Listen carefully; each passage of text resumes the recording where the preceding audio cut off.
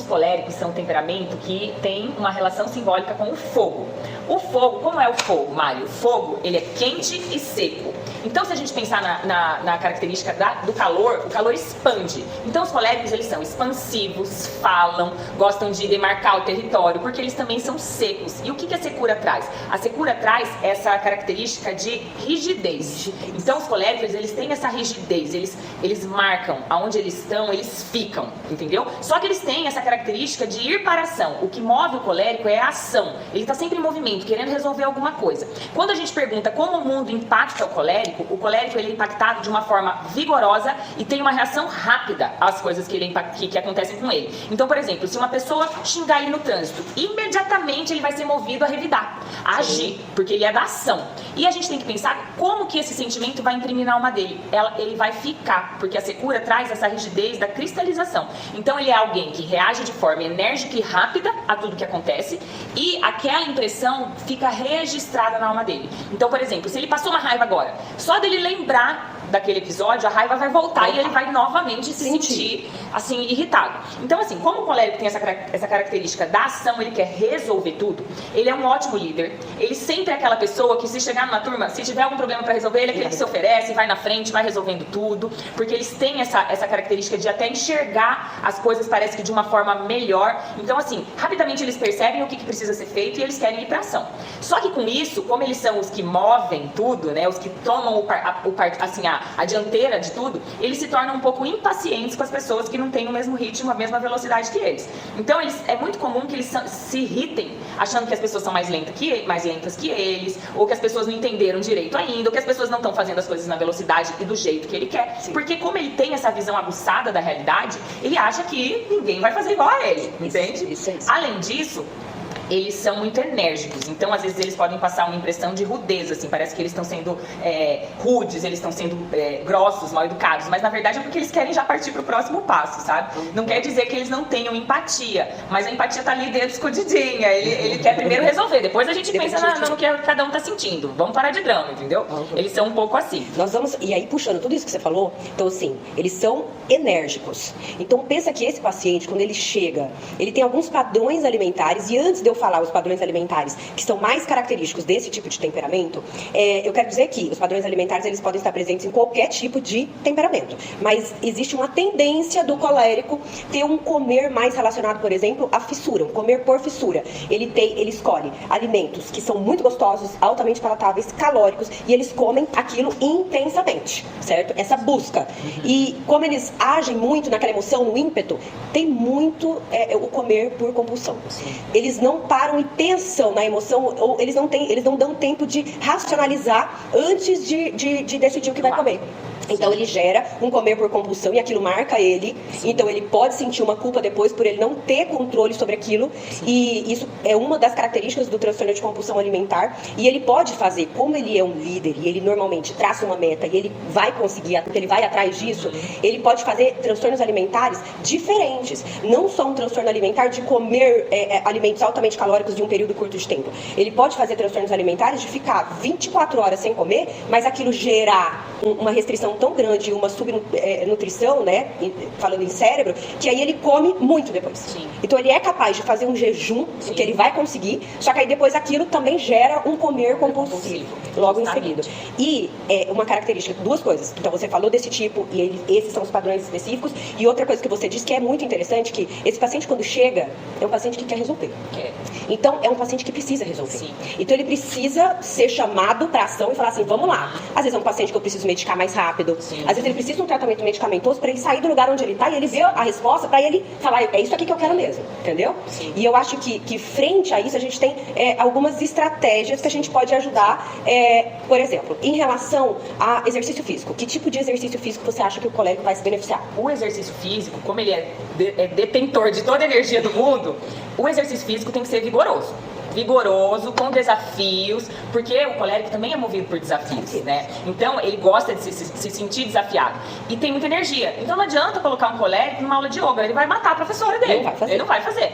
E outra coisa interessante também, Mari, você falando, eu vim pensando, é que assim, como ele é muito inteligente, tem essa esperteza em relação a tudo do mundo, quando ele vai procurar um acompanhamento, é porque, de fato, em algum nível, ele precisa de ajuda. Isso. Só que ele tem uma certa dificuldade de assumir que ele não vai bem, né? Porque o colérico, ele tem uma dificuldade de enxergar as coisas que ele não tá fazendo certo. Porque como às vezes as coisas que ele tá fazendo dão resultado, porque ele vai tratorando, então às vezes ele fala, não, mas eu não tô tão errado assim. E tenta às vezes até jogar pra outra pessoa a culpa que é dele, vamos dizer, em relação à alimentação. Sim. Então assim, é como se ele tivesse um certo orgulho, uma certa soberba, né? Ele sempre acha que ele sabe um pouquinho mais que todo mundo. Então o que acontece? Ele tem que ter humildade, por exemplo, de enxergar que às vezes uma pessoa da família vai falar, olha, você precisa emagrecer. Às vezes ele vai responder, ele vai reagir muito mal, né? Por quê? Porque ele não tem essa humildade de reconhecer, né? Como você me falou assim, como você agiria assim nesse sentido, tipo, porque eles às vezes devem reclamar, né? Ai, eu tô brava com a minha mãe que tá falando que eu preciso emagrecer, eu tô brava com meu marido. É muito comum. E aí, o que a gente precisa fazer para esse paciente? Mostrar de fato onde ele está e o que ele precisa. Vamos calcular aqui o seu peso, a sua altura e fazer uma avaliação rápida de se você precisa de fato emagrecer ou não, tá? Pensando em construir uma saúde e em perder peso, né? E envelhecer saudável e tal. Você tá acima do teu peso, do peso que é considerado saudável para você. Vamos fazer uma avaliação de composição corporal pra gente ver? Vamos fazer os seus exames pra gente saber, a sua glicemia não tá boa. Você tá apresentando uma resistência à insulina. E isso aqui aumenta o teu risco e você pode desenvolver tal coisa. Essa é a sua realidade. Você acha que você precisa ou não perder peso, né? A gente trazer ele sempre para a realidade dele. Sim. E falar e mostrar com evidências, explicando, né, de forma racional, que a gente vai separando, assim, dissecando as coisas e falar assim, tá vendo por que você precisa? Vamos traçar meta para isso? Sim. Vamos mudar? Porque aí, frente a tudo aquilo, ele vai falar assim, eu tô pronto. O que eu preciso fazer? Ele vai querer, inclusive, fazer tudo ao mesmo tempo. E o que eu achei interessante que você falou, Mari, é que você entraria, talvez, com uma medicação, se o paciente tem indicação, evidentemente, mas com uma medicação de uma forma rápida, para ele ver o resultado e se animar, né? Porque a força de vontade do colérico, ela é de ferro. Então, assim, se ele realmente decidir que ele quer emagrecer, ele vai cumprir aquele desafio que ele se propôs, né? Eu acho que a dificuldade é que, como ele também, assim, sempre olha e fala, entendi, o plano alimentar dele, por exemplo, ele vai ser aquele que você vai passar o plano alimentar e aí na consulta subsequente ele vai chegar, então, eu mudei o negócio aqui, porque eu acho que é assim que tem que ser a melhor, não é assim? Eu fico melhor. Eu fico melhor assim. O meu remédio eu resolvi tomar desse jeito, porque eles são muito assim, né? Sim. Então eu acho que isso é a importância deles confiarem no profissional ou no educador físico, no médico que eles escolheram. Sim. E seguir, porque o colérico, ele não consegue respeitar uma pessoa que ele julga que sabe menos que ele. Então assim, com certeza, se ele quer emagrecer, ele vai estudar, ele vai atrás de tudo. Quando ele resolver, ele vai te questionar, vai perguntar, mas ele vai querer trocar. Ele vai. Por quê? Ele quer se sentir no controle. E é interessante que a gente precisa colher isso também. Sim. Né? Então, porque, de certa forma, se ele fala, eu me sinto melhor assim, a gente tem que pensar a longo prazo que, se ele se sente melhor assim, isso deve fazer parte da vida dele de alguma forma para manter o peso lá na frente, né? Mas existe assim, será que é bom mesmo? Se ele mudou algo que não vai ser bom para ele e a gente tá vendo isso, eu tenho que explicar que é isso. Se tem medicação, dose, isso. Você tem que racionalizar, mostrar e eu acredito que lançar sempre desafios.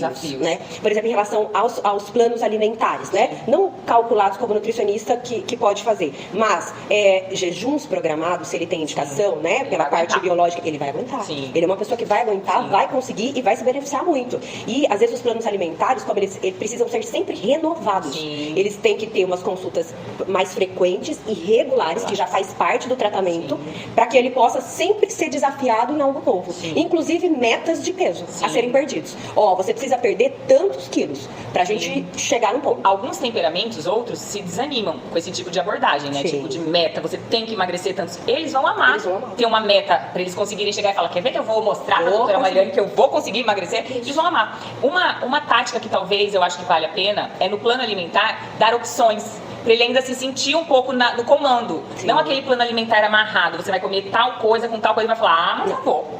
Não vou, eu quero comer outra coisa hoje, eu não vou comer aquilo. Porque ele tem que se sentir um pouco no comando. Isso aí. Né? Mas eu acho que o importante também é ele confiar no profissional que ele escolher. Isso aí. E às vezes ele acaba confiando porque ele já investigou muito previamente, ele foi atrás, ele viu que tem algo que ele pode realmente confiar que vai sair coisa boa. Às vezes alguém muito próximo foi e gostou. E esses pacientes, os coléricos, eles têm uma tendência a não permanecer, né? Sim. Porque se eles se desviam também, eles podem ter uma manutenção de peso perdido mais difícil. Mais difícil, né? Sim. Então, as consultas do médico sempre de forma regular para trazer ele para o eixo e ter alguns pontos de estabilidade sempre a serem lembrados ali. Se ele incorporar essas mudanças na vida dele com os benefícios que ele atingiu e enxergar que isso é metas que a longo prazo, com certeza ele vai se manter no peso ideal, né? E outra coisa que eu acho que você falou que eu acho muito interessante, o colérico ele tem dificuldade de assumir as suas dores.